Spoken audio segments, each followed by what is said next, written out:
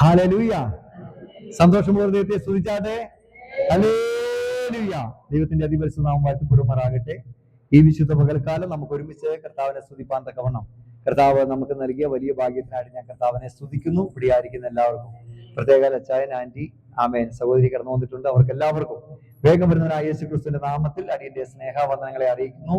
കർത്താവ് നമ്മളെല്ലാവരെയും ഒരിക്കൽ കൂടെ അനുഗ്രഹിക്കുമാറാകട്ടെ, സഹായിക്കുമാറാകട്ടെ. കർത്താവിന്റെ കൃപയുടെ മറവിൽ കർത്താവ് നമ്മളെ പൊതിയുമാറാകട്ടെ.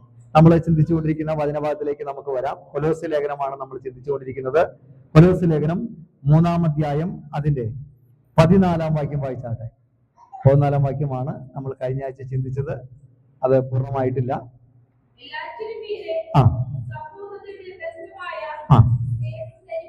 മതി. കൊലോസ്യ ലേഖനം 3-ാം അധ്യായം 14-ാം വാക്യമാണ് വായിച്ചത്. എല്ലാറ്റിനും മീതെ സമ്പൂർണതയുടെ ബന്ധമായ സ്നേഹം ധരിപ്പീ. എന്തെല്ലാം കാര്യങ്ങളാണ് അവിടെ പറഞ്ഞു വന്നത്? 12-ാം വാക്യത്തിൽ എന്താണ് പറഞ്ഞത്? അതുകൊണ്ട് ദൈവത്തിന്റെ വൃദ്ധന്മാരും വിശുദ്ധന്മാരും പ്രിയരുമായി മനസ്സലിവ്, ദയ, താഴ്മ, സൗമ്യത, ദീർഘക്ഷമ എന്നിവ ധരിച്ചുകൊണ്ട് അന്യോന്യം പൊറുക്കുകയും ഒരുവനോട് ഒരുവന് വഴക്കുണ്ടായാൽ തമ്മിൽ ക്ഷമിക്കുകയും ചെയ്യുവീൻ. എന്നിട്ടാണ് പറയുന്നത്, എല്ലാറ്റിനും മീതെ സമ്പൂർണതയുടെ ബന്ധമായ സ്നേഹം ധരിപ്പീ. കഴിഞ്ഞ ആഴ്ച കുറെ കാര്യങ്ങൾ നമ്മൾ പറഞ്ഞു. അതിൽ 1 കൊരിന്ത്യർ ലേഖനം 13-ാം അധ്യായം 3-ാം വാക്യം വരെയാണ് നമ്മൾ ചിന്തിച്ചു നിർത്തിയത്. 1 കൊരിന്ത്യർ ലേഖനം 13-ാം അധ്യായം അതിന്റെ 3-ാം വാക്യം വായിച്ചാട്ടെ.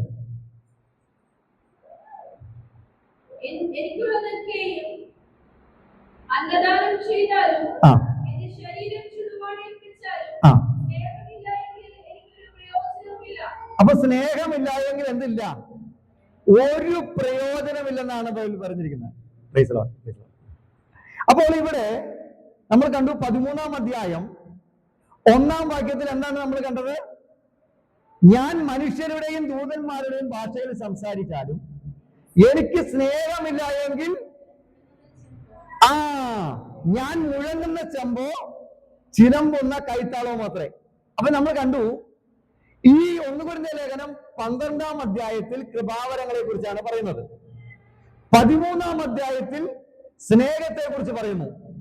14-ാം അധ്യായത്തിൽ വീണ്ടും എന്താണ്? കൃപാവരങ്ങളെ കുറിച്ചാണ് പറയുന്നത്. അല്ലെ? നിങ്ങൾ ഈ സാൻഡ്വിച്ച് കണ്ടല്ലേ? സാൻഡ്വിച്ച് അല്ലെ? ഇപ്പോഴത്തെ കുട്ടികളൊക്കെ സാൻഡ്വിച്ച് കണ്ടിട്ടുണ്ടാവും അല്ലെ? ഈ സാൻഡ്വിച്ച് എന്ന് പറഞ്ഞാൽ 2 സൈഡിലും എന്താണ്? ബ്രെഡോ ബണ്ണോ വെക്കും അല്ലെ?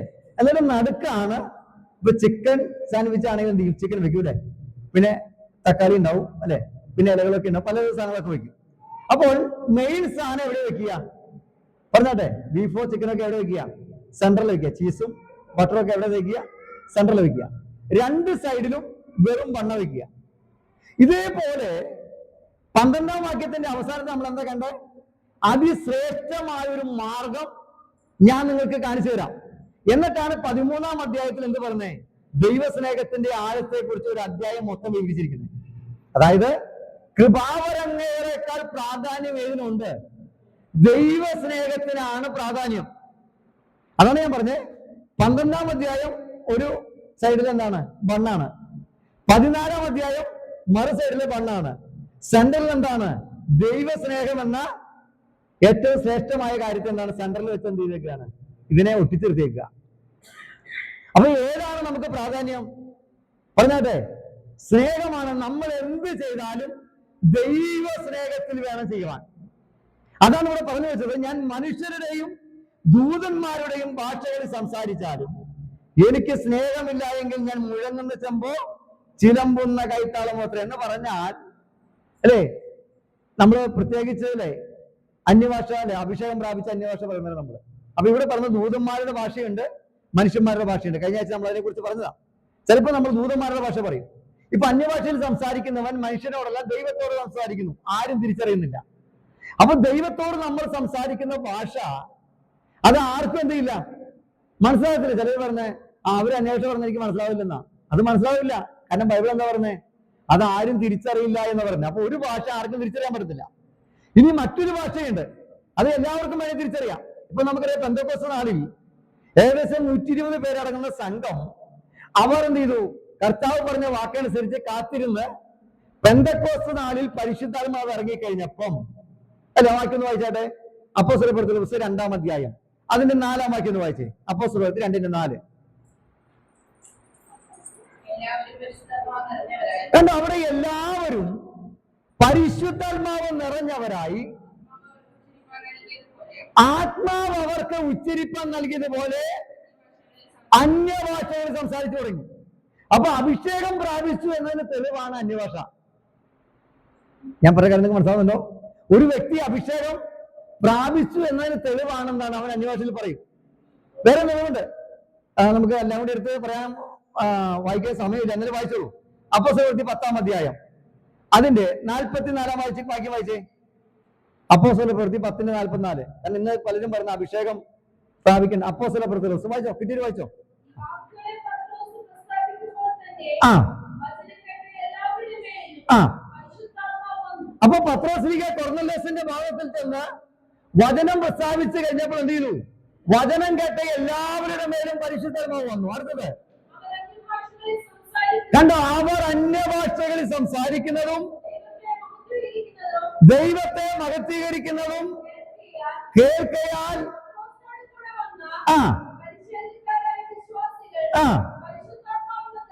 പരിശുദ്ധാത്മാവെന്ന ദാനം മതി. അപ്പോൾ അവിടെയും പരിശുദ്ധാത്മാവ് വന്നപ്പോ എന്ത് ചെയ്തു? അന്യഭാഷ പറഞ്ഞു. ഓക്കെ, ഇനി 3-ാമത്തെ തെളിവ് അപ്പോസ്തലപ്രവൃത്തികളുടെ പുസ്തകം 19-ാം അധ്യായം അതിന്റെ 5-6 വാക്യങ്ങൾ കിട്ടിയവർക്ക് വായിക്കട്ടോ. സൗകര്യം വായിച്ചോ. വായിച്ചോ. വായിച്ചോ 5-ാം വാക്യം.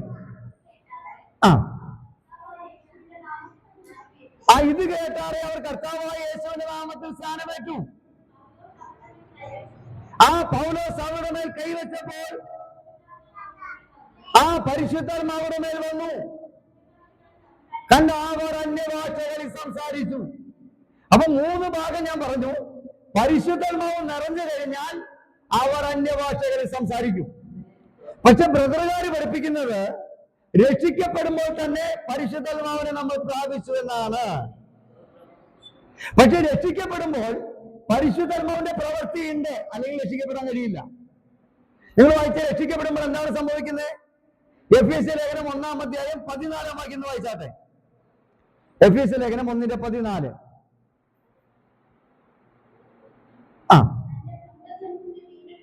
തന്റെ സ്വന്തം ജനത്തിന്റെ വീണ്ടെടുപ്പിന് വേണ്ടി തന്റെ മഹത്വത്തിന്റെ പുകഴ്ചയ്ക്കായിട്ട്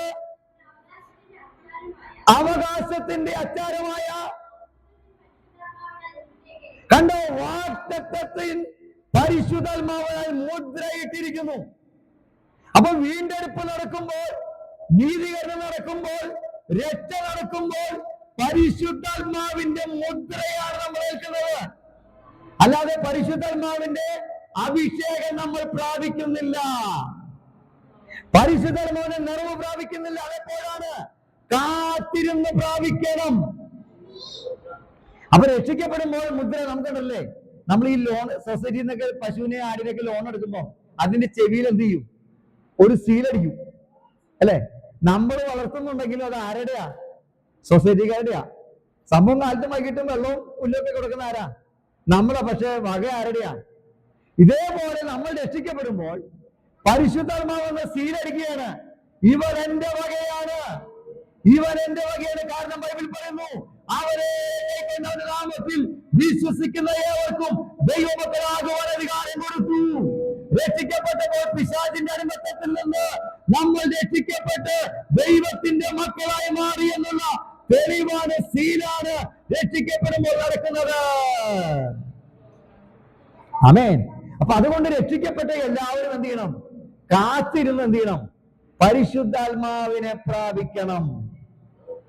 ഓക്കെ, ഞാൻ പറഞ്ഞു വരിക. അപ്പൊ അന്യഭാഷ എന്നിട്ട് അപ്പോസ്തലരുടെ 2-ാം അധ്യായത്തിൽ നമ്മൾ വായിക്കുമ്പോൾ താഴത്തേക്ക് വായിച്ചിങ്ങനെ വരുമ്പോ അവിടെ 18 വിധ ഭാഷക്കാരെന്ത് ചെയ്തു? ഓടിക്കൂടിയെന്ന. കാരണം ഇവിടെ പെന്തക്കോസ്ത് നാളിൽ മർക്കോസിന്റെ മാളികയിൽ പരിശുദ്ധാത്മാവ് പകരപ്പെട്ടപ്പോൾ യെരുശലേം ദേവാലയത്തിൽ എന്ത് നടക്കുക? പെന്തക്കോസ്ത് പെരുന്നാൾ നടക്കുക. പെന്തക്കോസ്ത് എന്ന വാക്കിന്റെ അർത്ഥം 50-ാം ദിവസം എന്നാണ് വാക്കിന്റെ അർത്ഥം. പെന്തക്കോസ്ത് എന്ന വാക്കിന്റെ അർത്ഥം 50-ാം ദിവസമാണ്. ബൈബിളിൽ ദൈവമക്കളെ ക്രിസ്ത്യാനികളെന്നേ വിളിച്ചിട്ടുള്ളൂ. നാട്ടുകാർ വിളിച്ച പേരാണ് പെന്തക്കോസ്തുകാരെന്ന്. കാരണം അന്യഭാഷ പറയുന്ന ഒരു ഗ്രൂപ്പ് ആയതുകൊണ്ട് നാട്ടുകാരിട്ട പേരാണ് എന്ത്?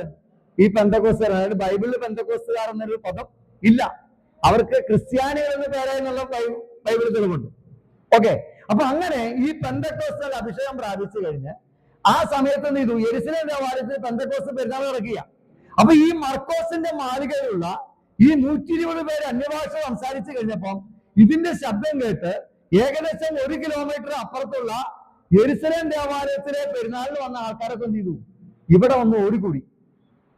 അത് എത്ര? 18 വിധ ഭാഷക്കാർ എന്ന് പറഞ്ഞാൽ 18 വിധ രാജ്യങ്ങളിൽ താമസിച്ചിരുന്ന യഹൂദന്മാര് പെരുന്നാളിൽ വന്നവരുണ്ട്. അപ്പൊ അവരാണ് എവിടെ വന്ന് കൂടിയേക്കണേ? ഇപ്പൊ മർക്കോസിന്റെ മാളിയിലേക്ക് വന്നു കൂടി. ഞാൻ പറയാൻ തോന്നുന്നുണ്ടോ? അപ്പൊ ദൈവമക്കൾ പ്രാർത്ഥിച്ചാൽ 1 കിലോമീറ്റർ അപ്പുറത്ത് ഒരു സൗണ്ട് കേട്ടെങ്കിൽ നമ്മൾ പ്രാർത്ഥിക്കുമ്പോൾ എന്ത് ഉണ്ടാവും? സൗണ്ട് ഉണ്ടാവും. ഇനി ഒരു കാര്യം ഞാൻ പറഞ്ഞു തരാം. നമ്മൾ അന്യഭാഷ പറയുമ്പോൾ ഈ ഹോളിന് പുറത്തേക്കല്ലേ കേൾക്കുന്നുള്ളൂ. ഇപ്പൊ ജാതികളുടെ ഉത്സവം നടത്തുമ്പോൾ നമുക്കിവിടെ കിടന്നുറങ്ങാൻ പറ്റുണ്ടോ? രാത്രി ചെണ്ടയും മേളം ഒച്ചയും ബഹളവും അല്ലെ? രാഷ്ട്രീയക്കാരാണെങ്കിൽ ഒച്ചയും ബഹളം എടുത്ത് നമുക്ക് കിടന്നുറങ്ങാൻ പറ്റുണ്ടോ? അത്ര സൗണ്ട് ഒന്നും നമ്മൾ എടുക്കുന്നില്ലല്ലോ. ഞാൻ പറഞ്ഞ കാര്യം ഉണ്ടോ? ഇപ്പൊ പിന്നെ അന്യഭാഷ പറയുന്നവരുടെ എണ്ണം കുറഞ്ഞിട്ടോ. ഇപ്പൊ ബ്രദറുകാരെ ചർച്ച പോലെ ഇപ്പൊ പെന്തക്കോസ്തുകാരെ പല ചർച്ചകളും പോയി ആ നിലയിലേക്ക് എത്തിക്കഴിഞ്ഞു. ആമേൻ. അപ്പൊ ഞാൻ പറഞ്ഞു വരിക, അപ്പൊ അവിടെ ഈ 18 വിധ ഭാഷക്കാർക്ക് എന്ത് മനസ്സിലായി? ആ ഭാഗം ഒന്ന് എടുത്ത് വായിച്ചേ. 18 വിധ ഭാഷക്കാർക്ക് ഇവർ പറയുന്നത്, ഇവരല്ലേ ദൈവത്തിന്റെ വൻകാര്യങ്ങളെ പ്രസ്താവിക്കുന്നു എന്നാ വായിക്കുന്നു. വായിച്ചേ അടുത്തേക്ക്. വാക്യം എത്രയാണ്? 11ാമത്തെ വാക്യം. കണ്ട, നാം ഈ നമ്മുടെ ഭാഷകളിൽ കണ്ട അവർ ദൈവത്തിന്റെ വൻകാര്യങ്ങളെ പ്രസ്താവിക്കുന്നത് കേൾക്കുന്നുണ്ട്. അപ്പൊ 18 വിധ ഭാഷക്കാരോട് കൂടിയപ്പോ 120 പേര് അരാമ്യ ഭാഷയാണ് സംസാരിക്കുന്നവരാണ്. പക്ഷെ ഇവർ അന്യഭാഷകൾ എന്ത് ചെയ്തു? അവർക്ക് മനസ്സിലാകുന്ന അവരുടെ ഭാഷയിൽ എന്ത് ചെയ്തു? ഇവർ സംസാരിച്ചു. അതായത് ഇപ്പം പത്രോസ് ഇവിടെ ഇരുന്നിട്ട് എന്ത് ചെയ്യാണ്? ഞാൻ ഉദാഹരണം പറയുക, അറബിക്കാർ അറബി സംസാരിക്കുക. അപ്പൊ അറബി നാട്ടിൽ നിന്ന് വന്ന യഹൂദന് എന്ത് മനസ്സിലായി? ഇവ ഈ അറബി സംസാരിക്കുന്നത് ദൈവത്തിന്റെ വൻകാര്യങ്ങളാണെന്ന് അവർക്ക് മനസ്സിലായി അല്ലെ? അവിടെ ക്രേത്തര് വന്ന് ഓടിക്കൂടി. അപ്പോഴാണ് ക്രേത്തരുടെ ഭാഷ എന്ന് ഒരാൾ സംസാരിക്കുന്നു അല്ലെ? ഇങ്ങനെ ഓരോ വിധ 18 വിധ ഭാഷക്കാരുടെ ഭാഷകൾ ആര് സംസാരിക്കുകയാണ്? ഈ ശിഷ്യന്മാരിരുന്നിട്ട് അപ്പോസ്തലന്മാരിരുന്നിട്ട് സംസാരിക്കുക. അപ്പൊ അതെന്താണ്? മനുഷ്യർക്ക് മനസ്സിലാകുന്ന ഭാഷയുണ്ട്. അതാണ് ഞാൻ ഈ പറഞ്ഞു വന്നത്. ഓക്കെ, പിന്നെ വേറൊരു ഭാഷയുണ്ട്, അത് നമുക്ക് മനസ്സിലാവില്ല. ദൂതന്മാരുടെ ഭാഷയുണ്ട്. അതാണ് ദൂതന്മാരുടെയും മനുഷ്യരുടെയും ഭാഷകൾ സംസാരിച്ചാലും എന്നവിടെ പറയുന്നത്. അപ്പൊ ദൂതന്മാരുടെ ഭാഷ നമ്മൾ സംസാരിക്കാം. അന്യഭാഷ എന്ന് പറഞ്ഞാൽ നമുക്ക് മനസ്സിലാകാത്ത ഭാഷയാണ് അന്യഭാഷ എന്ന് പറയുന്നത് അല്ലെ? ഇപ്പൊ നമുക്ക് തെലുങ്ക് എല്ലാവർക്കും അറിയില്ലല്ലോ, ഇവിടെ ഇരിക്കുന്ന എല്ലാവർക്കും അറിയില്ല. അപ്പൊ തെലുങ്ക് നമുക്ക് എന്താണ്? അന്യഭാഷയാ. നമുക്ക് അന്യമായ ഭാഷയാണ് അന്യഭാഷ എന്ന് പറയുന്നത്. നമുക്ക് മനസ്സിലാവുന്നില്ല. ഇപ്പൊ ഞാൻ ഇവിടുന്ന് അന്യഭാഷ പറയുമ്പോ ചിലപ്പോൾ ഞാൻ അറബി പറയാറുണ്ട്, ഇംഗ്ലീഷ് പറയാറുണ്ട്, പല ഭാഷ. അപ്പൊ ഇംഗ്ലീഷ് നന്നായി പറയുന്ന ആൾക്കാർക്ക് എന്ത് ചെയ്യും? ഇംഗ്ലീഷ് മനസ്സിലാവും. എന്നാൽ ഒരു വ്യക്തി തമിഴിൽ നിന്ന് അന്വേഷണം പറയാ, ആൾക്ക് തമിഴേ അറിയില്ല, മലയാളിയാ. പക്ഷെ അടുത്തൊരു തമിഴ് നാട്ടുകാരൻ ഇരുന്നപ്പോൾ എന്ത് ചെയ്തു? അദ്ദേഹത്തിന് എന്ത് ചെയ്തു? ഇദ്ദേഹം പറഞ്ഞ കാര്യങ്ങൾ എന്ത് ചെയ്തു? മനസ്സിലായി. അപ്പൊ മനസ്സിലാകുന്ന അന്യഭാഷയുണ്ട്, മനസ്സിലാകാത്ത അന്യഭാഷയുണ്ട്. മനസ്സിലാകാത്ത അന്യഭാഷ എന്താണ്? ദൈവത്തിന് മനസ്സിലാവും, പക്ഷെ നമുക്ക് ആർക്കും എന്ത് ചെയ്യില്ല? അത് മനസ്സിലാകത്തില്ല. 1 കൊരിന്ത്യർ ലേഖനം 14-ാമത്തെ എടുത്തേ. ഈ അന്യഭാഷ കൊണ്ടുള്ള ഗുണം അറിയണ്ടേ? 1 കൊരിന്ത്യർ ലേഖനം 14:2. 1 Corinthians chapter 4 verse 2.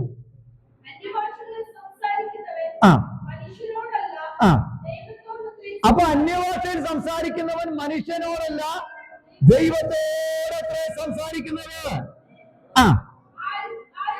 കണ്ടോ? അത് ആരും തിരിച്ചറിയുന്നില്ല. അപ്പൊ ദൈവമായിട്ട് സംസാരിക്കുവാൻ ഏറ്റവും നല്ലൊരു ഉപാധിയാണ് എന്ത്? അന്യഭാഷയിൽ സംസാരിക്കുക. അത് കൂടുതലും സംസാരിക്കേണ്ടത് എവിടെ വെച്ചാ? ഭവനങ്ങളിൽ വെച്ചാ. വാഹനം ഓടിക്കുമ്പോൾ സംസാരിക്കാം, ജോലി ചെയ്യുമ്പോൾ സംസാരിക്കാം. പൗലോസ് പറഞ്ഞു, ഞാൻ നിങ്ങളെക്കാൾ അധികമായിട്ട് അന്യഭാഷയിൽ സംസാരിക്കുന്നു. അതെപ്പോഴാ?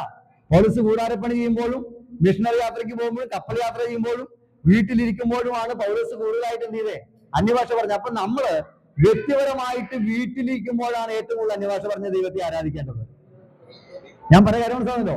നമ്മുടെ വീട്ടിലിരുന്നിട്ട് എത്ര അന്യഭാഷ പറഞ്ഞാലും ആരും നമ്മളെ പിടിച്ചു തിന്നാൻ പോകുന്നില്ല, ഒരാൾ വഴക്കുണ്ടാക്കാൻ പോകുന്നില്ല, നമ്മൾ ഒറ്റയ്ക്കേ ഉള്ളൂ. ആമേൻ. അപ്പൊ അതുകൊണ്ട് നമ്മൾ എന്ത് ചെയ്യണം? വ്യക്തിപരമായിട്ട് ദൈവത്തിൽ ഇരുന്ന് മണിക്കൂറുകളോളം എന്ത് ചെയ്യണം? അന്യഭാഷയിൽ ദൈവത്തെ ആരാധിക്കണം. അത് നമ്മുടെ ആത്മീയ വർധനയ്ക്കില്ലേ? അതെന്താണ്? തനിക്കുതാൻ തനിക്കുതാൻ കണ്ടോ? അത് തനിക്കുതാൻ ആത്മീക വർധന വരുത്തുന്നു. അപ്പൊ നമുക്ക് ആത്മീക വർധന വരുത്തുവാൻ ഏറ്റവും നല്ലൊരു കാര്യമാണ്, ഉപാധിയാണ് എന്ത്?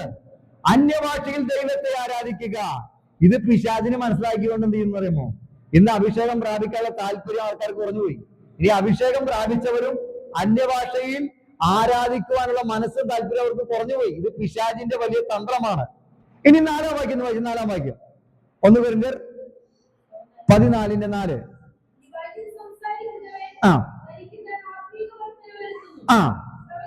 മതി. അന്യഭാഷയിൽ സംസാരിക്കുന്നവൻ കണ്ട തനിക്ക് താൻ ആത്മീക വർധന വരുത്തുന്നു.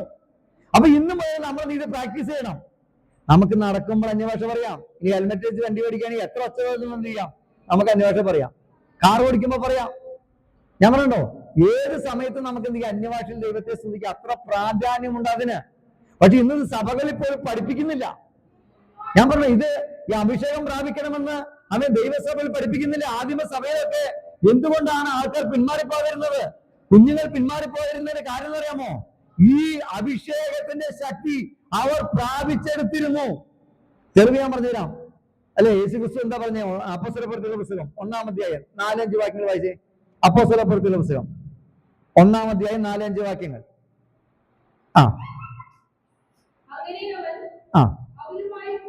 അങ്ങനെ അവൻ അവരുമായി കൂടിയിരിക്കുമ്പോൾ അവരോട്,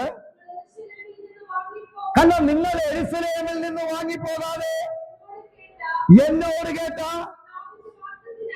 പിതാവിന്റെ വാഗ്ദത്തത്തിനായി ശ്രദ്ധിക്കണം. അപ്പൊ യേശു എന്താ പറഞ്ഞേ? അതായത് യേശു ഒലിവുമലയിൽ സ്വർഗ്ഗാരോഹണം ചെയ്യാൻ പോവുകയാ. അതിന് തൊട്ടു മുമ്പ് പറയുകയാണ്, പിതാവിനോട് കേട്ട വാഗ്ദത്തത്തിന് വേണ്ടി കാത്തിരിക്കണം. നിങ്ങൾ യെരൂശലേം വിട്ട് എവിടേക്ക് പോകരുത്, വാങ്ങിപ്പോകരുത്. ഇത് യെരൂശലേമിൽ വെച്ചാണ് യേശു ക്രിസ്തു പറയുന്നത്. ശിഷ്യന്മാർ ഭൂരിഭാഗം പേര് എവിടെയുള്ള ഗലീലക്കാരാണ് എന്ന് പറഞ്ഞാൽ 3 ദിവസത്തെ വഴിദൂരം ചുറ്റിയിട്ടാണ് എവിടേക്ക് പോകുന്നത്? ഗലീലയിലേക്ക് പോകുന്നത്. ഞാൻ പറയാൻ നിങ്ങൾക്ക് മനസ്സിലാകുന്നുണ്ടോ? അപ്പോൾ യേശു ക്രിസ്തു പറയാണ്, നിങ്ങൾ സ്വന്തം വീടുകളിലേക്ക് പോകുന്നതിന് മുമ്പായിട്ട് എന്ത് ചെയ്യണം? അഭിഷേകം പ്രാപിച്ചതിന് ശേഷമേ സ്വന്തം വീട്ടിലേക്ക് പോലും പോകാവുന്നു. അപ്പൊ എത്രത്തോളം പ്രാധാന്യമുണ്ട് അതിന്റെ കാര്യം എന്താ പറയാമോ? ഇനി ഇവർക്ക് വരാൻ പോകുന്ന പീഡനങ്ങൾ വലുതാ. കാരണം ഇവരെ 3.5 വർഷം നടത്തിക്കൊണ്ടിരുന്ന യേശു ക്രിസ്തു മരിച്ചു, അടക്കപ്പെട്ട് ഉയർത്തെഴുന്നേറ്റ് ഇപ്പൊ സ്വർഗത്തിലേക്ക് പോയി. ഇനി അവരെ നടത്താൻ ആരില്ല, ഒരു ഗുരുവില്ല. 2 കൂട്ടത്തിലുള്ള ഒരുത്തൻ എന്ത് ചെയ്തു? തൂങ്ങിച്ചെത്തു. ആര്? യൂദ. നാട്ടുകാര് പറയില്ലേ, എന്തായിരുന്നു യേശുവിന്റെ ഉപദേശം? ഇപ്പൊ ആ ഗുരു നിങ്ങളുടെ കൂടെ ഇല്ല. ഉപദേശം കേട്ട നിങ്ങളിലുള്ള ഒരുത്തൻ എന്ത് ചെയ്തു? 12 പേരില്ലല്ലോ, ഒരുത്തൻ തൂങ്ങിയും ചത്തു. ഇനി എന്ത് സാക്ഷി അവിടെ ഉള്ളേ? അപ്പൊ ഭയങ്കരമായ പീഡനങ്ങളാണ് ഇനി നേരിടാൻ പോകുന്നത്. അപ്പൊ ആ പീഡനങ്ങളിൽ, ആ കഷ്ടതകളിൽ സഹിച്ചു നിൽക്കണമെങ്കിൽ പരിശുദ്ധാത്മാവിന്റെ ശക്തി ഉണ്ടായേ മതിയാകൂ.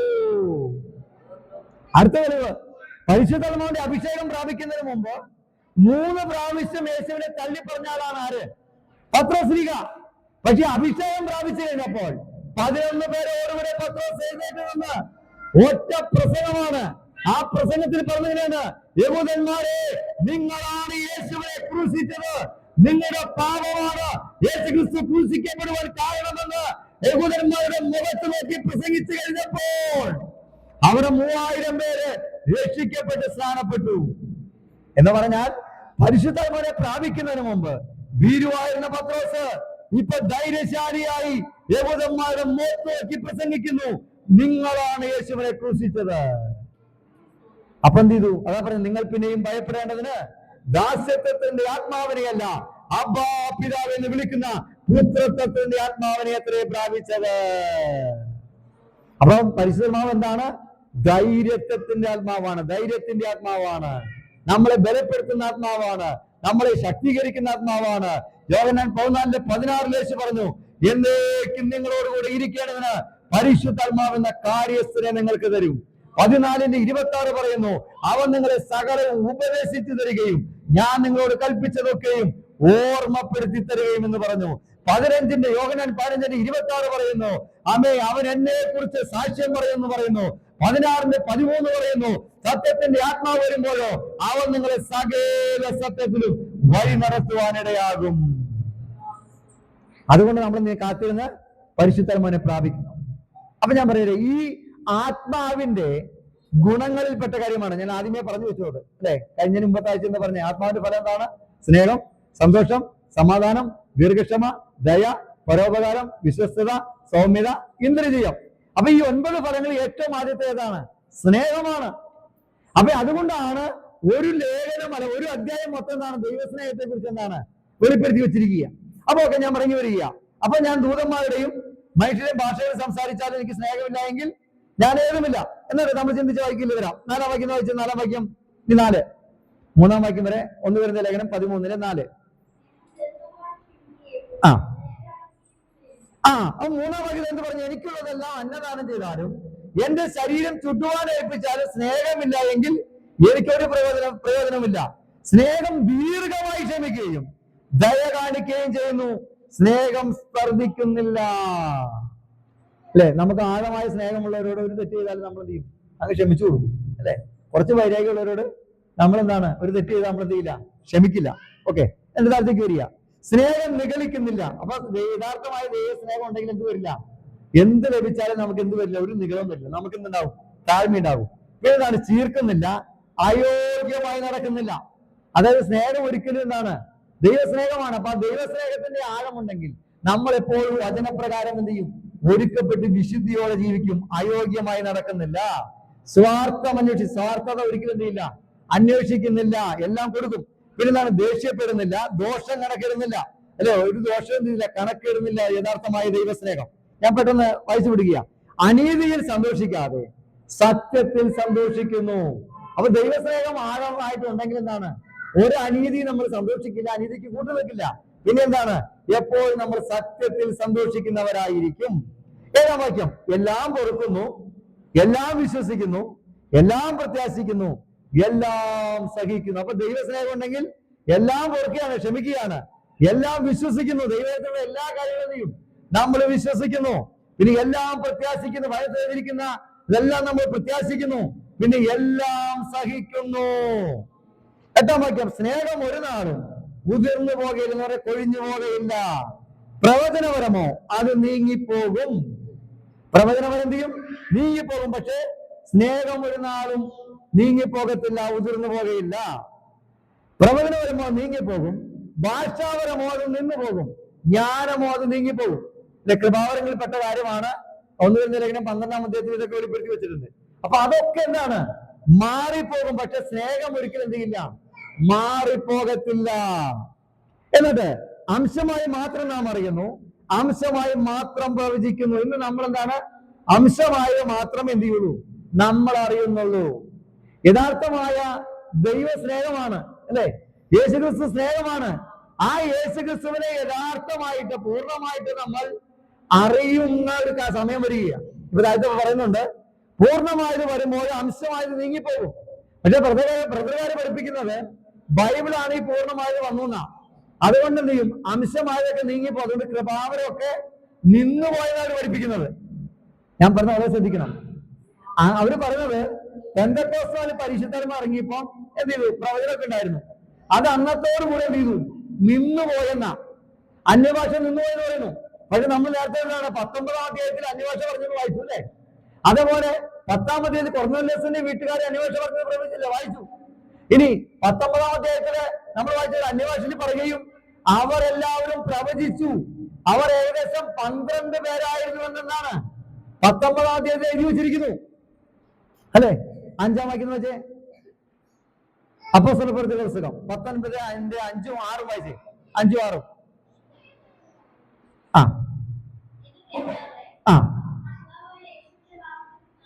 ഇത് കേട്ടാറെ അവർ കർത്താവായ യേശുക്രിസ്തുവിന്റെ നാമത്തിൽ സ്നാനമേറ്റു.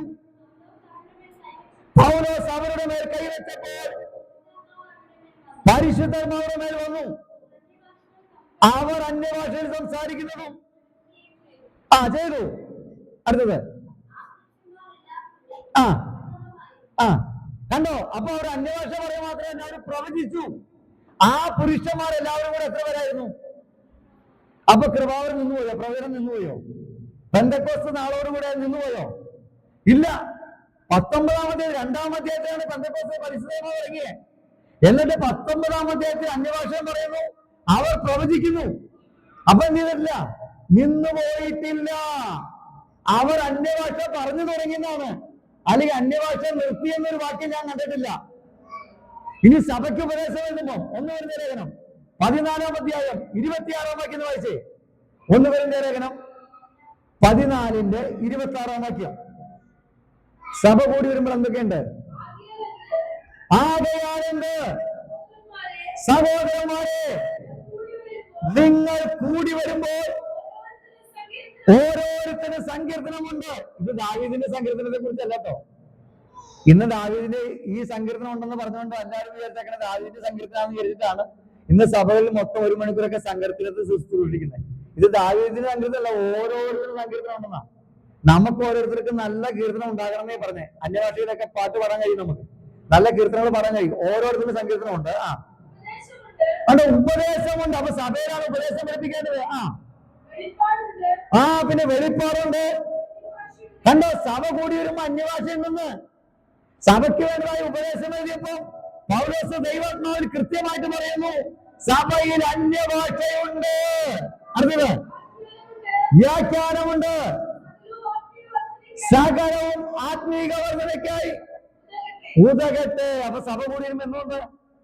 അന്യഭാഷയുണ്ട്. അപ്പൊ ഇത് നിന്ന് പോയിട്ടില്ല, ഇതെന്താണ്? തുടരേണ്ട സംഗതിയാണ്. അപ്പൊ ഇവിടെ ഞാൻ പറഞ്ഞു വരുന്നത്, പൂർണ്ണമായിട്ട് വരുമ്പോൾ അംശമായി നീങ്ങിപ്പോവും. പ്രവചനം പഠിപ്പിക്കുന്നത് ബൈബിള് പൂർണ്ണമായിട്ട് വന്നു, അതുകൊണ്ട് ഇനി വേണ്ട, പ്രവചനം വേണ്ട, അന്യഭാഷ വേണ്ട എന്നാണ് പറഞ്ഞിരിക്കുന്നത്. പക്ഷെ ഇതെന്താണ്? യഥാർത്ഥത്തിൽ പൂർണ്ണമായത് യേശു കർത്താവാണ്. നമ്മൾ അവന്റെ പൂർണ്ണതയോടുകൂടി, ഇപ്പൊ നമ്മൾ താഴ്ത്തിക്ക് വെച്ച് നോക്കിയോ, ഞാൻ ശിശുവായിരുന്നപ്പോൾ ശിശുവിനെ പോലെ സംസാരിച്ചു, ശിശുവിനെ പോലെ ചിന്തിച്ചു, ശിശുവിനെ പോലെ നിരൂപിച്ചു. പുരുഷനായ ശേഷമോ ഞാൻ ശിശുവിനുള്ളത് ത്യജിച്ചു. അല്ലെ? ശിശുവായിരിക്കുമ്പോൾ ഞാൻ സാധാരണ പറയാറുള്ള പോലെ, ഇപ്പൊ ഇസ്രായേലും ഇറാനും അമേരിക്കയുമായിട്ട് യുദ്ധം നടക്കുക അല്ലെ? ഞാൻ ആ യുദ്ധത്തെ കുറിച്ച് ഇപ്പൊ എന്റെ ഇളയ മോൻ, അവന് 2.5 വയസ്സായി അല്ലെ? അല്ലെങ്കിൽ എന്താണ്, ഇവമോളുണ്ട്, അതിനേക്കാളും താഴെയാണ് ഇവമോള്. ഞാൻ ഇവർ രണ്ടുപേരെയും പിടിച്ചിരുത്തിയിട്ട് ഞാൻ പറയാണ്, ഇറാനെ എന്ത് ചെയ്തു അല്ലെ? ഇറാനിലേക്ക് ഇസ്രായേൽ ആക്രമണം നടത്തി. അതുപോലെ ട്രംപും ചേർന്നുകൊണ്ട് ഇസ്രായേലും രണ്ടുപേരും കൂടെ എന്ത് ചെയ്തു? ഇറാനിലേക്ക് യുദ്ധം നടത്തി. അതേപോലെ ലെബനിലേക്ക് എന്ത് ചെയ്യാണ്? ഇസ്രായേൽ ആക്രമണം നടത്തി എന്നൊക്കെ പറഞ്ഞ് ഞാനിവിടെ 1 മണിക്കൂർ ഇവരെ രണ്ടുപേരും വിളിച്ചിട്ട് ക്ലാസ് എടുത്ത് എന്തുണ്ടാവും? 2.5 വയസ്സുകാരനെയും 1.5 വയസ്സുകാരെയും പിടിച്ച് ക്ലാസ് എടുത്ത് എന്തുണ്ടാവും? നിങ്ങൾ പറ. നിങ്ങൾ ചിന്തിക്കും, ഭാഷക്ക് എന്താ വട്ട. ഇന്നലെ വരെ ഇന്നലെ വരെ യൂട്യൂബിലൊക്കെ നല്ല കൃത്യമായിട്ട് പുള്ളി വീഡിയോ ഇട്ടതാ. ഇന്ന് പുള്ളിക്ക് എന്തോ സംതിങ് കുഴപ്പമെന്ന് പറയല്ലേ. ഇനി മറിച്ച് ഷിജി സൗരി, എന്റെ മോള് സിപ്പോറ, അവൾക്ക് 14 വയസ്സായി. ഞാൻ 13 പറയുമ്പോൾ അവൾക്ക് സങ്കടം എന്ന് പറഞ്ഞു. ഓക്കെ, 14 വയസ്സിരിക്കട്ടെ. ഓക്കെ, 14 കിടന്നു. അതേപോലെ എന്റെ ഭാര്യ ഹന്ന, അതേപോലെ സഹോദരന്മാര് ഇവിടെ ഇരിക്കുന്ന നിങ്ങൾ എല്ലാവരും വിളിച്ചിട്ട് ഞാനിപ്പം ഇതേ തന്നെ വിഷയം പറയാന്ന് ഇരിക്കും. ട്രംപിന്റെ വിഷയം പറഞ്ഞാൽ നിങ്ങൾക്ക് ഏകദേശമൊക്കെ ഒന്ന് പിടികിട്ടും. ട്രംപ് ആരാണെന്നും അല്ലെ, നെതന്യാഹു ആരാണെന്നും ഒക്കെ നിങ്ങൾക്ക് പിടുത്തം കിട്ടും. അപ്പൊ വേറെ ആരും ഒരു തെറ്റുകാരനെ ഉണ്ടാവില്ല അല്ലെ? മാസ്റ്റർ അവർക്ക് അറിയാത്ത കാര്യമാണ് പറഞ്ഞു കൊടുക്കുന്നത് എന്നെന്ത് ചെയ്യും? അവർക്ക് ബോധ്യപ്പെടും. ആമേൻ. അപ്പൊ ഈ ശിശു ആയിരിക്കുമ്പോ നമുക്ക് എന്തില്ല? ഇതൊന്നും നമുക്ക് മനസ്സിലാകത്തില്ല. ഇന്ന് ഏറ്റവും വലിയ പ്രശ്നം അതാ. ദൈവസഭയിൽ എങ്ങനെയാണ് നമ്മൾ വളർച്ച പ്രാപിക്കുന്നത്? എങ്ങനെയാ? ഈ ഉപദേശങ്ങൾ പഠിച്ച് അത് നമ്മൾ മനസ്സിലാക്കി അതിന് പ്രകാരം വളർച്ച പ്രാപിക്കുമ്പോഴാണ് എന്ത് മനസ്സിലാകുന്നത്? നമ്മൾ പുരുഷത്വം പ്രാപിക്കുന്നത്. ഞാൻ പറഞ്ഞിട്ടുണ്ടോ? നിങ്ങൾ ഗലാത്യ ലേഖനം എടുത്ത് 4-ാം അധ്യായം 1-ാം വാക്യം വായിച്ചേ. ഗലാത്യ ലേഖനം 4:1. ഗലാത്യ ലേഖനം 4:1. അവകാശി സർവത്തിനും യജമാനെങ്കിലും ശിശുവായിരിക്കുന്നിടത്തോളം ദാസനേക്കാൾ ഒട്ടും വിശേഷതയുള്ളതല്ല. ഇതിങ്ങനെ പെട്ടെന്ന് പറയുമ്പോൾ നിങ്ങൾ മനസ്സിലാകത്തില്ല. ഇപ്പം പ്രിൻസും അഭിരാമിയും, അവരുടെ ഒറ്റ മോളാണ് ആര്? 1.5 വയസ്സല്ലേ? ഓക്കെ, അവർക്കിപ്പോ 1.5 വയസ്സായി. അപ്പൊ ഇവർക്ക്, ഈ പ്രിൻസിനും അഭിരാമിക്കും ഒരു 100 ഏക്കർ സ്ഥലം ഉണ്ടെന്ന് വിചാരിക്കുക. ഒരു 5-6 വണ്ടിയുണ്ട്. ഒരു 10-15 സ്ഥലത്ത് ഫ്ലാറ്റുകളൊക്കെ ഉണ്ട് വിചാരിക്കുക. ചിന്തിക്കുക. അപ്പൊ അതിന്റെ അവകാശി ആരാ? ഇവയാണല്ലേ. ഇപ്പൊ ഒറ്റ മോളുള്ളൂ, ഇപ്പൊ ഇവയാണ്. പക്ഷേ ഇതിനെ കുറിച്ച് ഈ കൊച്ചിന് വല്ല അറിവുണ്ടാവുമോ? ഇപ്പൊ അവൾക്ക് എന്ത് വേണം? പാപ്പം വേണം, പാല് വേണം, ബിസ്ക്കറ്റ് വേണം അല്ലെ? അവൾക്ക് കളിക്കണം, അവൾക്ക് കുത്തി മറിയണം, ഇതുള്ള അവൾക്ക്. അല്ലാതെ അപ്പന്റെ ഫ്ലാറ്റിനെ കുറിച്ചോ 100 ഏക്കർ സ്ഥലത്തെ കുറിച്ചോ വിലപിടിപ്പുള്ള വാഹനത്തെ കുറിച്ചോ വല്ല അറിവുണ്ടോ? പക്ഷെ പുള്ളിക്കാരി ആരാ? അടുത്ത യജമാനനാ. പക്ഷെ ഇതിനെക്കുറിച്ച് ഒന്നുമില്ല, യാതൊരു ബോധ്യമില്ല. ഇതാ പറഞ്ഞേ, അവകാശി സർവത്തിനും യജമാനനാണ്, പക്ഷെ ശിശുവായിരിക്കുന്നിടത്തോളം കാലം ദാസനേക്കാൾ ഒട്ടും വിശേഷതയുള്ളവനല്ല. എന്ന് പറഞ്ഞാൽ ഇപ്പൊ ആ കൊച്ചിന് ഇതിനെക്കുറിച്ചൊന്നും അറിവില്ലാത്തത് കൊണ്ട് ദാസന് തുല്യമാണെന്ന്. യജമാനന്റെ അവകാശത്തിന് ദാസന് വലിയ അവകാശമുണ്ടോ? ഇല്ല. ദാസൻ ജോലി എടുക്കുക, വല്ലതും കിട്ടിയ മേടിച്ച് കഴിക്കുക, ഇത്രേ ഉള്ളൂ ദാസന്റെ ഇത്. വേലക്കാരനും ദാസനും തമ്മിൽ വ്യത്യാസമുണ്ട്. വേലക്കാരൻ തന്റെ കൂലിക്ക് യോഗ്യൻ. വേല ചെയ്താൽ അവന് വൈകിട്ട് എന്ത് കിട്ടും? ശമ്പളം കിട്ടും. ദാസൻ അങ്ങനെയല്ല. ദാസൻ യജമാനന്റെ വീട്ടിൽ പറക്കുന്നതിന് കാരണം എന്താണ്? ദാസൻ എന്താണ്? ദാസനെ യജമാനൻ വിലക്ക് വാങ്ങിയതാ. അടിമച്ചന്തയിൽ നിന്ന് വില കൊടുത്ത് വാങ്ങിയിട്ടുള്ളത് കൊണ്ട് യജമാനൻ കൊടുത്താൽ കഴിക്കാൻ, ഇല്ലെങ്കിൽ കഴിക്കാൻ പറ്റില്ല. ഇതാണ് ദാസൻ. പക്ഷെ വേലക്കാരൻ എന്താണ്? അവൻ വൈകിട്ട് വരെ ജോലി ചെയ്താൽ അവൻ എന്ത് കിട്ടും? അവന് ശമ്പളം കിട്ടും. അപ്പൊ ഞാൻ പറഞ്ഞു വരുന്നത്, അപ്പോൾ ഈ ശിശുവായിരിക്കുന്നിടത്തോളം കാലം ദാസനേക്കാൾ ഒട്ടും വിശേഷതയുള്ളവനല്ല. ഇനി മറിച്ച് ഇപ്പൊ എനിക്ക് ഒരു 100 ഏക്കർ സ്ഥലവും ഒരു 5-6 വണ്ടിയും അതേപോലെ തന്നെ ഒരുപാട് ബിൽഡിങ്ങും കാര്യങ്ങളൊക്കെ ഉണ്ടെന്ന് വിചാരിക്കും. അപ്പൊ ഉണ്ടെങ്കിൽ എനിക്കിപ്പോ 4 കുഞ്ഞുങ്ങളുണ്ട്. സിപ്പോറയുണ്ട്, ഒനേസിമോസ് ഉണ്ട്, ബെസലേലുണ്ട്, നദനേലുണ്ട്. അപ്പൊ ഇപ്പം ഇളയ മകന് 2.5 വയസ്സ്, അവന് ഇതിനെ കുറിച്ച് അറിവുണ്ടാവില്ല അല്ലെ? പക്ഷെ സിപ്പോറയ്ക്ക് എന്തുണ്ടാകും? അവൾക്ക് 14 വയസ്സായിട്ടുള്ളത് കൊണ്ട് ഇതിനെ കുറിച്ചുള്ള ഒരു അറിവുണ്ടാവും. അപ്പൊ അവരുടെ നടപ്പിനും ഭാവത്തിനും മാറ്റം വരുമോ? ഇത്രയും സ്വത്തിന്റെ ഉടമ അപ്പനാണെന്ന് അറിഞ്ഞാൽ ആ സ്വത്ത് എങ്ങനെ കൈകാര്യം ചെയ്യണം എന്നുള്ള കുറച്ചെങ്കിലും അറിവ് അവർക്കുണ്ടോ? നിശ്ചയമായിട്ടും ഉണ്ടാവും. അപ്പൊ അങ്ങനെ ഉണ്ടെങ്കിൽ അവൾ ഇന്ന് ചോദിക്കുന്നത് പോലെ എല്ലാവർക്കും എന്നോട് ചോദിക്കുക. ഇന്നിപ്പോ അവൾ 1000 രൂപയുടെ ഒരു 3000 രൂപയുടെ കാര്യമൊക്കെ എന്നോട് ചോദിക്കായിരിക്കും. അന്ന് ലക്ഷങ്ങളുടെ കാര്യമായിരിക്കും പിന്നെ അവൾ ചോദിക്കുക. ഞാൻ പറഞ്ഞ കാര്യം മനസ്സിലാണ്ടോ? ഇത് ഞാൻ അവൾക്ക് ഫോൺ മേടിച്ചു കൊടുത്തിട്ടില്ല. ഇപ്പൊ അവൾ ചോദിക്കുകയാണെങ്കിൽ ഏറ്റവും കൂടുതൽ 30,000 ഫോൺ ചോദിക്കുന്നിരിക്കും. പക്ഷെ അന്ന് ചോദിക്കാൻ പോകുന്നത് iPhone 17 ഒക്കെ ആയിരിക്കും. 1.5 ലക്ഷം 2 ലക്ഷം രൂപയുടെ ഞാനും അതേ മേടിച്ചു കൊടുക്കുള്ളൂ. കാരണം അല്ലെങ്കിൽ എനിക്ക് നടക്കേടാ ഇത്രയും കാശുണ്ടായിട്ട് അല്ലേ? ഞാൻ അവൾക്ക് ഒരു 10,000 അല്ലെങ്കിൽ വേണ്ട 1000 രൂപയുടെ ഒരു നോക്കിയുടെ ഫോൺ മേടിച്ചു കൊടുത്താ ഞാൻ ഇത്ര കോടികളുടെ സ്വത്തിന്റെ ഉടമയുള്ള ഞാനാണ്, ഞാൻ മേടിച്ചു കൊടുത്ത സ്ഥിതി. അതാണ് ദൈവം അവന്റെ ധനത്തിന്റെ മഹത്വത്തിനൊത്ത വണ്ണമാണ് നമുക്ക് വേണ്ടി പ്രവർത്തിക്കുന്നത്. നാം ചോദിക്കുന്നതിനും നിലയ്ക്കുന്നതിനും അത്യന്തപരമായിട്ടാണ് നമുക്ക് വേണ്ടി കരുതുന്നത്. ഞാൻ പറഞ്ഞ കാര്യങ്ങളൊക്കെ മനസ്സിലാകുന്നുണ്ടോ? അപ്പോൾ അവകാശി സർവത്തിന് യജമാനനാണെങ്കിലും ശിശുവായിരിക്കുന്നിടത്തോളം കാലം എന്താണ്? ഇതിനെക്കുറിച്ച് അറിവില്ല. അതുകൊണ്ടാണ് എബ്രായ ലേഖനം 5-ാം അധ്യായം 11-ാം വാക്യം വരെ വായിച്ചേ. എബ്രായ ലേഖനം 5-ാം അധ്യായം 11 മുതലുള്ള വാക്യങ്ങൾ. ഇതിനെക്കുറിച്ച് ഞങ്ങൾക്ക് വളരെ പറവാനുണ്ട്, എങ്കിലും നിങ്ങൾ കേൾപ്പാൻ മാന്യമുള്ളവരാകൊണ്ട് തെളിയിച്ചു തരുവാൻ വിഷമമാണെന്ന്. അതായത് ഇവർ തെളിയിക്കുന്ന കാര്യങ്ങൾ ഗ്രഹിപ്പാൻ തക്കവണ്ണം ശേഷിയുള്ളവരല്ല എബ്രായ വിശ്വാസികൾ. അല്ലെങ്കിൽ കുറച്ചുകൂടെ കാര്യങ്ങൾ നമുക്ക് തെളിയിച്ച് കിട്ടിയെന്ന് എനിക്ക് തോന്നുന്നത്. അടുത്ത വായിച്ചേ.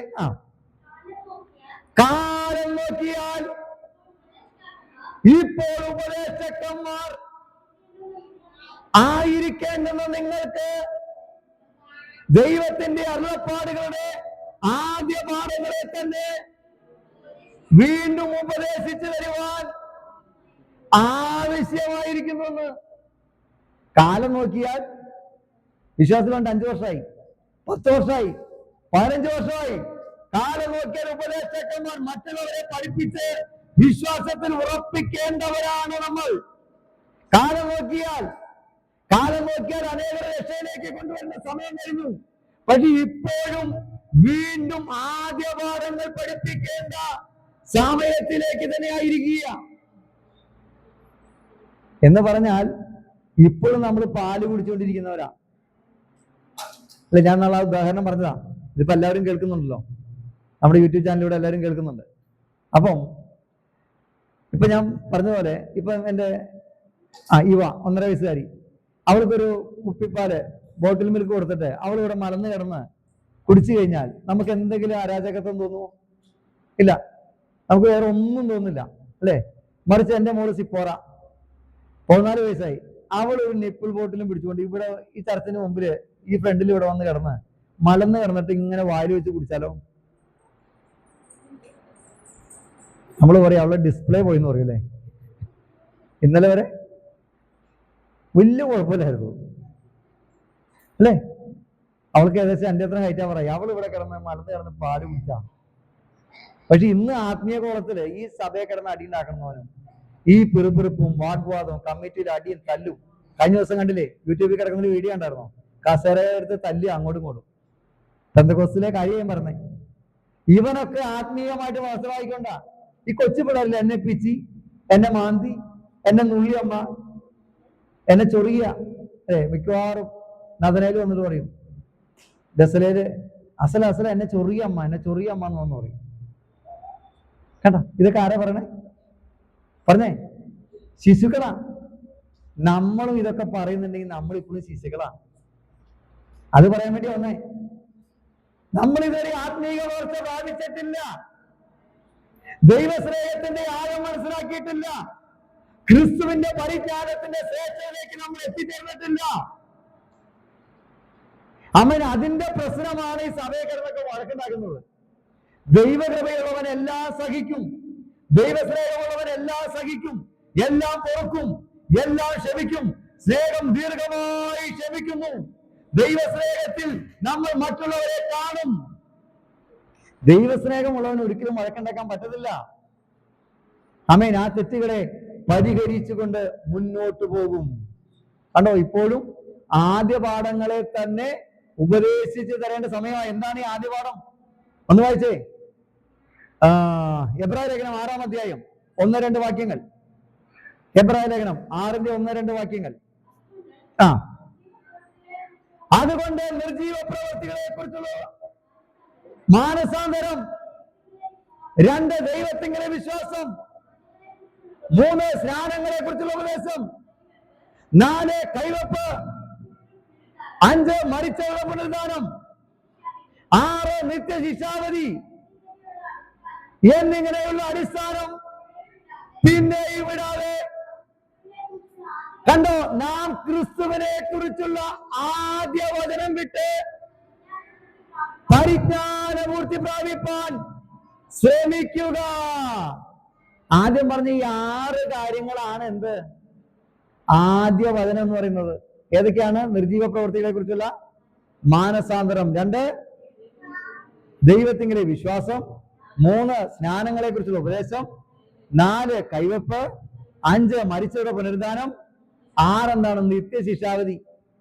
ഇതിനെ കുറിച്ച് പോലും പൂർണ്ണമായിട്ട് എന്ത് ചെയ്തിട്ടില്ല, 5 വർഷമായിട്ടും പഠിച്ച പലരും ഇല്ല. അല്ലെ? മാനസാന്തരത്തെ കുറിച്ച് ഒരുപാട് വചനങ്ങൾ ബൈബിളിൽ പറയുന്നുണ്ട്. അതേപോലെ തന്നെ എന്താണ്? 2 എന്താണ്? ദൈവത്തിങ്കലെ വിശ്വാസം. വിശ്വാസത്തെ കുറിച്ച് ഒരുപാട് കാര്യങ്ങൾ പറയുന്നുണ്ട്. എബ്രാഹിം 12-ാം അധ്യായമൊക്കെ പഠിച്ച വിശ്വാസത്തെ കുറിച്ചാണ് പറയുന്നത്. അടുത്തത് എന്താണ്? സ്നാനങ്ങളെ കുറിച്ചുള്ള ഉപദേശം. ഞാൻ പുതിയ നിയമം പഠിച്ചപ്പോൾ 10 വിധ സ്നാനത്തെ കുറിച്ച് ബൈബിൾ പറയുന്നുണ്ട്. പുതിയ നിയമത്തിൽ തന്നെ 10 വിധമായ സ്നാനങ്ങളെ കുറിച്ച് പറയുന്നുണ്ട്. അടുത്തത് കൈവപ്പ്, 7 വിധമായ കൈവപ്പിനെ കുറിച്ച് പുതിയ നിയമത്തിൽ പറയുന്നുണ്ട്. അടുത്തെന്താണ്? മരിച്ചവരുടെ പുനരുദ്ധാനം. 5 ഘട്ടങ്ങളിലായിട്ട് പുനരുദ്ധാനം നടക്കുന്നതായിട്ട് ബൈബിൾ പഠിച്ചപ്പോൾ എനിക്ക് മനസ്സിലായി. അത് 6 മാസം പഠിക്കേണ്ട ഒരു വിഷയമാണത്, മരിച്ചവരുടെ പുനരുദ്ധാനം. ഇനി അടുത്തെന്താണ്? നിത്യശിക്ഷാവധി. അല്ലെ? ശിക്ഷാവിധിയെ കുറിച്ചും ന്യായവിധിയെ കുറിച്ചും ഒക്കെ ഒരുപാട് വചനങ്ങൾ നമ്മൾ പഠിക്കണം. ആമേൻ. അപ്പൊ അതുപോലും എന്ത് ചെയ്തിട്ടില്ല, ഇതുവരെയും പഠിച്ചിട്ടില്ല. പിന്നെ ഇനി പരിജ്ഞാനപൂർത്തിയിലേക്ക് എത്താനാ?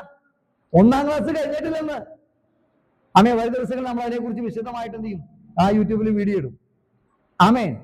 ഞാൻ പറയാൻ മനസ്സിലാകുന്നുണ്ടോ? അപ്പൊ ഇനി എപ്പോഴാണ് വന്നാട്ടെ? 11-ാം അധ്യായത്തിലേക്ക് വന്നാട്ടെ.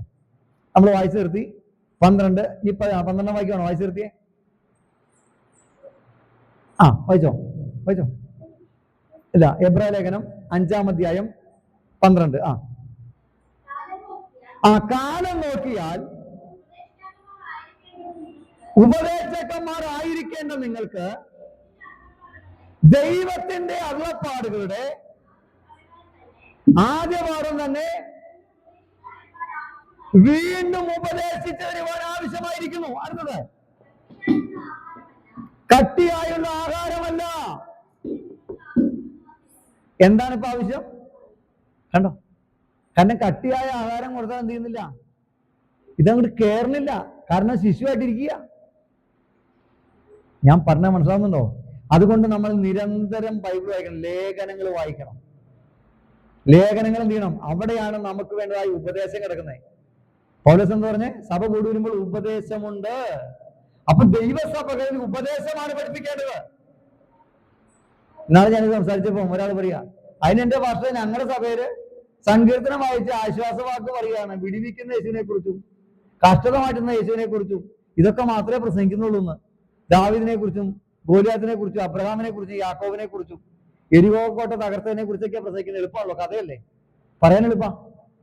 പക്ഷെ പുതിയ നിയമസഭയ്ക്ക് വേണ്ടതായ ഉപദേശം സഭ ഉണ്ടായതിനു ശേഷമാണ് എഴുതപ്പെട്ടത്. അപ്പോസ്തല പ്രവൃത്തി 2-ാം അധ്യായത്തിലാണ് സഭ ഉണ്ടായത്. അപ്പൊ സഭയ്ക്ക് വേണ്ടതായ ഉപദേശം അപ്പോസ്തല പ്രവൃത്തികളുണ്ട്, 15-ാം അധ്യായത്തിലുണ്ട്.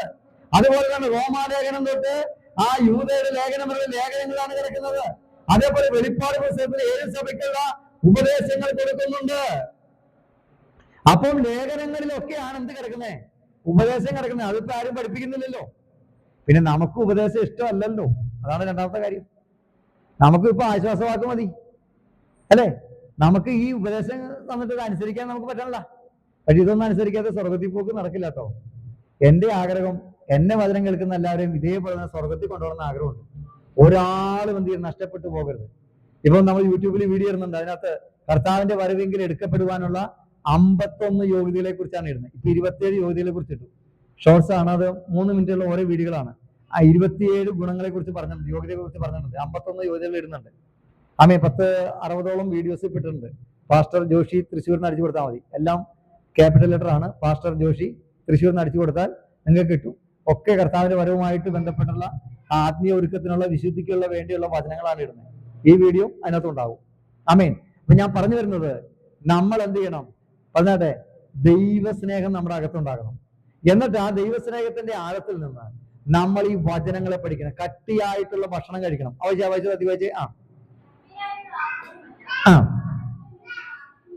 ഇപ്പൊ 15 വർഷമായിട്ട് ഇപ്പോഴും പാല് കുടിക്കാൻ പറ്റാതിരിക്കുന്നത് കാരണം ദഹിക്കുന്നില്ല. അടുത്തത് കണ്ടോ? പാൽ കുടിക്കുന്നവനെല്ലാം നീതിയുടെ വചനത്തിൽ പരിചയമില്ലാത്തവനത്രേ. അവൻ ശിശുവാണ്. അപ്പൊ ആത്മീക വളർച്ചയാണ്. ഞാൻ പറഞ്ഞ പോലെ ഒരു 20 വയസ്സൊക്കെ നമുക്ക് ആയിക്കഴിഞ്ഞാൽ നമ്മളെന്താണ്, ശാരീരികമായിട്ടും ബുദ്ധിപരമായിട്ടും നമ്മൾ ഏകദേശം വളർച്ച പ്രാപിച്ചു കഴിഞ്ഞു അല്ലെ? 21 വയസ്സ് വരെയൊക്കെ വളരുന്ന, ശരീരം വളരുന്ന പറയുന്നത്. ആമേൻ.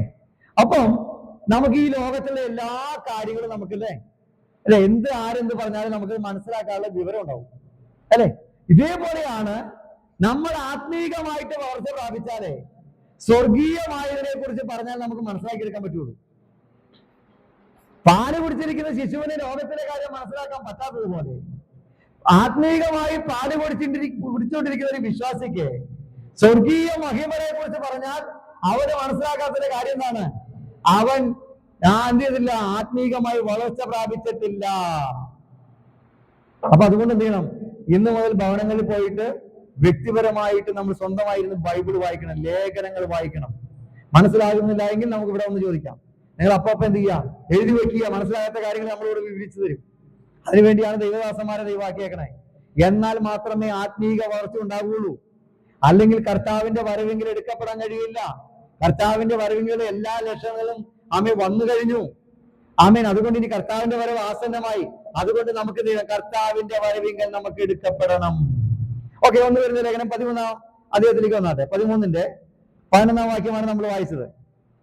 ആ ഭാഗം വായിച്ച് അവസാനിക്കുക. 11. ഞാൻ ശിശുവായിരുന്നപ്പോൾ ശിശുവിനെ പോലെ സംസാരിച്ചു, ആ ശിശുവിനെ പോലെ ചിന്തിച്ചു, ശിശുവിനെ പോലെ നിരൂപിച്ചു. പുരുഷനായ വേഷമോ? കണ്ടോ? പുരുഷനായി കഴിഞ്ഞാൽ നമ്മൾ എന്താണ്? പിച്ചി മാന്തി എന്നുള്ള പരിപാടിയൊക്കെ നമ്മൾ നിർത്തണം അല്ലേ? ഞാൻ പറഞ്ഞോ? പിന്നെ നമ്മൾ അങ്ങനെ ചെയ്യുമോ? നമ്മൾ 10-20 വയസ്സായി അല്ലെങ്കിൽ 25 വയസ്സായ മക്കള് നമ്മളെന്നു അമ്മ അവളെന്നെ പിച്ചി, അമ്മ ഇവളെന്നെ മാന്തി, അവനെ തോണ്ടി എന്ന് പറഞ്ഞുകൊണ്ട് എപ്പോഴും നമ്മൾ ചെല്ലുവോ? എന്റെ കാര്യം എന്താ? നമ്മള് പക്വത പ്രാപിച്ചു കഴിഞ്ഞു. അടുത്തത്, ഇപ്പോൾ നാം കണ്ണാടിയിൽ കടവഴിയായി കാണുന്നു. ആരെ നമ്മൾ മുഖാമുഖമായി കാണാൻ പോകുന്നേ? നമ്മുടെ യേശുവിനെയാണ് മുഖാമുഖമായി കാണാൻ പോകുന്നത്. നമുക്ക് ഏറ്റവും വലുത് പുതിയ യെരൂശലേം നഗരത്തിലെ സ്വർണ്ണ തെരുവീതികളല്ല, 12 രത്നം കൊണ്ട് അടിസ്ഥാനമിട്ട നഗരമല്ല പ്രാധാന്യം. നമുക്ക് ഏറ്റവും വലുത് നമ്മുടെ ആത്മനിർഭരനായ യേശു കർത്താവാണ് നമുക്ക് ഏറ്റവും വലുത്. അവനെ കാണാനാണ് നമ്മൾ കർത്താവിന്റെ സന്നിധിയിലേക്ക് പോകുന്നത്, സ്വർഗത്തിലേക്ക് എടുക്കപ്പെടുന്നത്. നമ്മൾ അവനെയാണ് മുഖാമുഖമായി കാണുന്നത്. ദൈവത്തെ സ്നേഹിക്കുന്നവർക്ക്, നിർണയപ്രകാരം വിളിക്കപ്പെട്ടവർക്ക് തന്നെ സകലവും നന്മയ്ക്ക് കൂടി ആവരിക്കുന്നു. ആമേൻ. ഒരു മനുഷ്യന്റെയും മനസ്സിൽ എന്ത് ചെയ്തിട്ടില്ല, തോന്നിട്ടില്ല. ഒരു വാക്യം വായിച്ചു, ഒന്ന് വരുന്നില്ല, അങ്ങനെ 2:9 വായിച്ചേ. ദൈവം നമുക്ക് വേണ്ടി ഒരുക്കിയിട്ടുള്ളത്, ശ്രദ്ധിക്കണം, ദൈവം തന്നെ സ്നേഹിക്കുന്നവർക്ക് ഒരുക്കിയിട്ടുള്ളത് കണ്ണ് കണ്ടിട്ടില്ല, ചെവി കേട്ടിട്ടില്ല. ഈ വാക്യം പ്രസംഗിച്ചിട്ട് എടുത്തുകൊണ്ട് പ്രവാചകന്മാർ അലക്കണ അലക്ക്. മോളെ, നിനക്ക് വേണ്ടി ദൈവം ശ്രേഷ്ഠമായതൊന്ന് തരാൻ പോകുക. അത് ഒരു മനുഷ്യന്റെയും ഹൃദയത്തിൽ തോന്നാത്ത കാര്യമാണ്. എന്റെ ചോദ്യം, ഇപ്പോൾ സന്തോഷ് ജോർജ് കുളങ്ങരയുടെ വീഡിയോ കണ്ടാൽ മതി, എത്രയോ രാജ്യങ്ങളിൽ പോയിട്ട് അവിടെ ഉള്ളതെല്ലാം കാണിച്ചു തരണ്ടല്ലേ. നമ്മൾ ഈ ഭൂമിയിൽ എന്താ കാണാത്തുള്ളേ? ഒരു മനുഷ്യന്റെ ഹൃദയത്തിൽ തോന്നാത്ത കാര്യം ഏതാ ഉള്ളേ? പറ. ഇത് ഈ ലോകത്തിലെ ചപ്പും ചവറിനെ കുറിച്ചല്ല യേശു പറഞ്ഞത്. ഇത് സ്വർഗീയമായ കാര്യത്തെ കുറിച്ചാണ് പറഞ്ഞത്. ഒരു കണ്ണും കാണാത്തതായ സ്വർഗീയമായ കാര്യങ്ങളെ കുറിച്ചാണ് വെളിപ്പെടുത്തുന്നത്. അതിലേറ്റവും ശ്രേഷ്ഠം അവൻ മഹത്വത്തിലിരിക്കുന്ന യേശു കർത്താവെ നമ്മൾ മുഖാമുഖമായി കാണാൻ പോകുകയാണ്. അവന്റെ തേജസ് നമ്മൾ കാണാൻ പോകുകയാണ്. അവന്റെ വിശുദ്ധി നമ്മൾ അറിയാൻ പോകുകയാണ്. അതാണ് ഏറ്റവും ശ്രേഷ്ഠമായ കാര്യമെന്ന് പറയുന്നത്. അത് കാണുവാൻ വേണ്ടിയാണ്, അനുഭവപരമായ യേശുവിനെ കാണുവാൻ വേണ്ടിയാണ് നമ്മൾ സ്വർഗത്തിലേക്ക് പോകുന്നത്.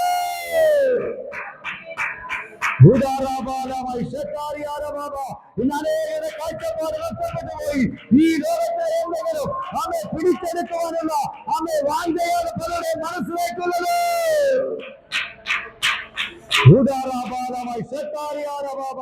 യേശുവിന്റെ രക്തത്താൽ വലയത്താൽ ഞങ്ങൾ ജയമെടുക്കുകയാണ്.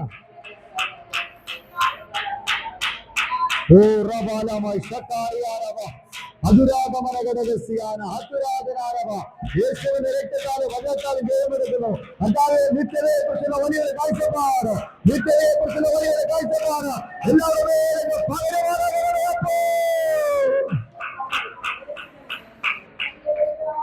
ആമേൻ. ഒരു കണ്ണും കാണാത്തത്, ഒരു മനുഷ്യന്റെയും മനസ്സിൽ തോന്നാത്ത കാര്യം, അത് സ്വർഗീയമായ കാര്യമാണ്. ഇതേപോലെ തെറ്റിദ്ധരിപ്പിക്കപ്പെട്ട മറ്റൊരു വാക്യമാണ് എബ്രായ ലേഖനം 11-ാം അധ്യായം 1-ാം വാക്യം വായിച്ചേ. എബ്രായ ലേഖനം 11:1. പെട്ടെന്ന് വായിച്ചാട്ടെ.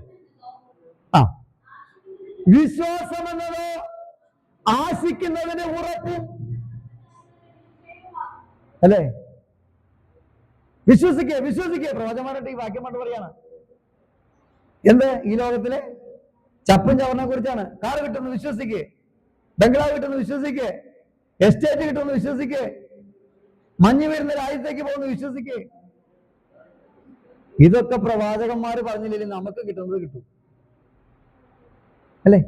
ദൈവം നമുക്കൊരു കാര്യം തരാന്ന് പറഞ്ഞാൽ ഇനി ആരും നമുക്ക് വേണ്ടി അത് വെളിപ്പെടുത്തി പറഞ്ഞില്ലേലും സമയമാകുമ്പം ദൈവം നിശ്ചയമായിട്ട് തന്നിരിക്കും. നമ്മുടെ കുഞ്ഞുങ്ങൾക്ക് അതേ സമയത്ത് എന്തെങ്കിലും പറയാം. ഇപ്പൊ സ്കൂൾ തുറക്കാൻ പോവാ, കുഞ്ഞുങ്ങൾക്ക് പുസ്തകം വേണം, അല്ലെ? ബാഗ് വേണം, യൂണിഫോം വേണം. ഇതൊക്കെ നമ്മൾ ചിന്തിക്കല്ലേ, അല്ലെ സഹോദരാ? അല്ലെ? അതിനുവേണ്ടിയാണ് നമ്മൾ ജോലിക്കൊക്കെ പോകുന്നത്. അപ്പൊ നമ്മുടെ കുഞ്ഞുങ്ങൾക്ക് എന്തെങ്കിലും കൊടുക്കണമെന്ന് നമുക്ക് തീർച്ചയായിട്ടും അറിയില്ലേ? അപ്പൊ പിന്നെ അതും മാത്രമല്ല, നമ്മുടെ കുഞ്ഞുങ്ങളുടെ ഹൃദയത്തിലെ രഹസ്യങ്ങൾ നമുക്കറിയാമോ? എന്നിട്ട് രഹസ്യം പോലും അറിയില്ല, എന്നിട്ട് പോലും അവർക്ക് വേണ്ട കാര്യങ്ങൾ നമ്മൾ ചെയ്യുന്നില്ലേ? അപ്പൊ നമ്മുടെ ഹൃദയത്തിലെ രഹസ്യങ്ങളും ഭാരങ്ങളും വിഷമങ്ങളും പ്രയാസങ്ങളും അറിയുന്ന നമ്മുടെ കർത്താവ് നമുക്ക് വേണ്ടി കരുതാതിരിക്കൂ? അപ്പൊ നിങ്ങൾ ആത്മീയമായിട്ട് മാത്രം വളർന്നാൽ മതി. നിങ്ങൾ ഒരു പ്രവചനം കേട്ടില്ലെങ്കിലും നമുക്ക് കിട്ടാളൊന്നും ആരും പറയാൻ പോകില്ല. പ്രവാചകന്മാർ പറയണം നിന്റെ നന്മയെ ബ്ലോക്ക് ചെയ്ത് വെച്ചേക്കാണ്. അപ്പൊ ദൈവത്തിന് എന്തേ ശക്തിയില്ലേ? പിശാച് ബ്ലോക്ക് ചെയ്ത് വെച്ചെങ്കിൽ ദൈവത്തിന് ശക്തി ഇല്ലേ? നിങ്ങൾ പറ. നമ്മൾ മണ്ടന്മാരായിട്ടിരുന്ന് കല്ലേരിയും ഗ്ലോറിയും പറഞ്ഞത് എന്ത് ചെയ്യുക? ആസ്വദിച്ചിരിക്കുക. വെളിപ്പാട് പുസ്തകം 3-ാം അധ്യായം 8-ാം വാക്യത്തിൽ പറയുന്നത്, ഞാനൊരു വാതിൽ തുറന്നാൽ അത് ആർക്കും അടയ്ക്കാൻ കഴിയത്തില്ലെന്ന. ദൈവമാണ് നമുക്ക് വേണ്ടി പ്രവർത്തിക്കുന്നതെങ്കിൽ ഒരു മനുഷ്യനോ ഒരു പിശാചിനോ തടഞ്ഞു കയറാൻ കഴിയത്തില്ല. ഞാൻ പറഞ്ഞ കാര്യങ്ങൾ വ്യക്തമായിട്ട് മനസ്സിലാക്കണം. പക്ഷെ ദൈവത്തിന് വേണ്ടി ജീവിക്കണം കേട്ടോ, ഭക്തരായിട്ട് ജീവിക്കണം. നമ്മൾ ദൈവകൃപ വിട്ടു പോകുമ്പോഴാണ് പിശാച് ഇതൊക്കെ തടയുന്നത്. പിശാച് തടയാൻ വേണ്ടി ദൈവം ചിലർക്ക് ഏൽപ്പിച്ചു കൊടുക്കും. ഈ പിശാച് തടയണമെങ്കിലും ദൈവം അനുവദിക്കണം. ഇയ്യോബിന്റെ ജീവിതത്തിൽ അല്ലേ, അകത്ത് കയറാൻ ദൈവമാണ് അനുവാദം കൊടുത്തത്. അപ്പൊ ദൈവം അനുവദിക്കാതെ ഒരു പിശാചിന് എന്ത് ചെയ്യാൻ പറ്റില്ല? നമ്മളെ തൊടാൻ കഴിയത്തില്ല. നീ ദൈവകൃപയിൽ നിൽക്കുന്നിടത്തോളം കാലം, ദൈവഭക്തനായിട്ട് ജീവിക്കുന്നിടത്തോളം കാലം നിന്റെ നന്മയെ മുടക്കുവാൻ ഒരു പിശാചിനും കഴിയത്തില്ല. നന്മയും കരുണയും ആയുഷ്കാലത്തെയും നിന്നെ പിന്തുടരും. മുൻപേ അവന്റെ രാജ്യവും നീതി അന്വേഷിപ്പീൻ, അതോടുകൂടെ ഇതൊക്കെയും ദൈവം നിനക്ക് നൽകും. നമ്മുടെ കുഞ്ഞുങ്ങൾക്ക് ഒരു ഭാവി ദൈവവും ഒരുക്കി വെച്ചിട്ടുണ്ടെങ്കിൽ അത് കൃത്യസമയത്ത് നമ്മുടെ അടുക്കിലേക്ക് വരും. നമ്മളൊന്ന് പ്രാർത്ഥിച്ചാൽ മതി, നമ്മൾ ദൈവത്തിന് ഏൽപ്പിച്ചു കൊടുത്താൽ മതി. കാരണം തക്കത്തുണ്ടെങ്കിൽ ആരോ ഒരുക്കി തരുന്ന പറഞ്ഞേ? ദൈവം ഒരുക്കിയെന്നാ പറയുന്നേ. നമ്മൾ പ്രാർത്ഥിച്ചാൽ നിശ്ചയമായിട്ട് എന്ത് ചെയ്യും? തക്കതായ തുണകളെ ദൈവം ഒരുക്കും. അതിൽ ഒരു തർക്കമില്ല. അങ്ങനെ ദൈവമായിട്ട് ഒരുക്കിയതാണെങ്കിൽ അതിന്റെ പുറകിൽ എന്ത് പ്രശ്നം വന്നാലും ദൈവം പരിഹരിക്കും. നമ്മളായിട്ട് തിരഞ്ഞെടുക്കുമ്പോഴാണ് ദൈവത്തിന് എന്ത് ചെയ്യാൻ പറ്റില്ല, പ്രവർത്തിക്കാൻ പറ്റാത്തത്. അതുകൊണ്ട് എന്ത് ചെയ്യും? ദൈവം നമുക്ക് വേണ്ടി എന്ത് ചെയ്യും? ഒരുക്കും. ഞാൻ പറഞ്ഞു വരുന്നത്, അവിടെ എതിർക്കുന്ന എങ്ങനെ വിശ്വാസം എന്നതോ ആശിക്കുന്നത്. ഇപ്പൊ നമ്മുടെ ആശ എന്താ?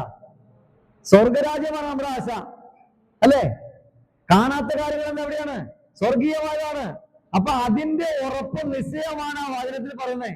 അല്ലാതെ ഈ ലോകത്തിൽ കിട്ടാൻ പോകുന്ന നന്മകളെ കുറിച്ച് അല്ലെന്ന്.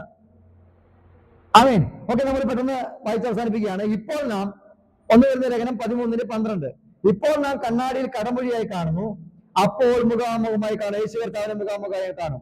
ഇപ്പോൾ ഞാൻ അംശമായി അറിയുന്നു, അപ്പോൾ ഞാൻ അറിയപ്പെട്ടതുപോലെ തന്നെ അറിയും. ഇപ്പോൾ നമ്മൾ യേശു ക്രിസ്തുവിനെ കുറിച്ചൊക്കെ അംശമായിട്ട് നമ്മൾ അറിയുന്നുള്ളൂ. പൂർണ്ണമായിട്ട് ഒരറിവ് നമുക്ക് കിട്ടിയിട്ടില്ല. പത്രോസിന് എന്ത് കിട്ടി? നീ ജീവനുള്ള ദൈവത്തിന്റെ പുത്രനായ ക്രിസ്തു എന്നൊരു വെളിപ്പാടും ചെയ്തു. യേശു ചോദിച്ചപ്പോ പിതാവ് വെളിപ്പെടുത്തി കൊടുത്തു. ഇങ്ങനെ യേശു ക്രിസ്തുവിനെ കുറിച്ച്, യേശു ക്രിസ്തുവിന് പുതിയൊരു പേരെന്ന് പറഞ്ഞു വെളിപ്പാട് പുസ്തകത്തില്. അതൊന്നും എന്താണെന്നാലും നമുക്ക് പോലും മനസ്സിലായിട്ടില്ല. അപ്പൊ യേശു ക്രിസ്തുവിനെ കുറിച്ച് പൂർണ്ണമായിട്ട് എന്ത് ചെയ്തിട്ടില്ല, നമുക്ക് ഇപ്പോഴും മനസ്സിലായിട്ടില്ല.